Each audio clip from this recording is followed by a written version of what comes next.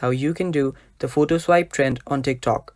Now before we start, if you are new to our channel, head down below and hit the subscribe button so you don't miss out on our future videos. Now let us begin. So the first thing you'll want to do is make sure that your TikTok is up to date. To do that, just open up your app store and search for TikTok. And if you have an update available, update it. If not, just open it up. Now the first thing you'll want to do is just create a post. So tap on the plus icon. Now after you tap on the plus icon, just tap on the images on the bottom right. Now after that, just select the images that you want to add on your photo swipe trend.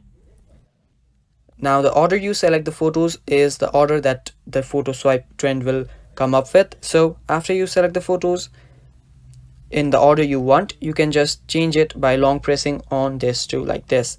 So after doing that, just tap on next. Now if you tap on this arrow right here, you'll need to tap on video. Select the video option and this will work automatically.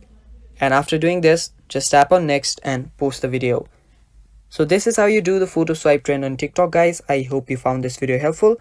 If you did, leave a like down below and stay tuned for more upcoming tutorial videos. Bye bye.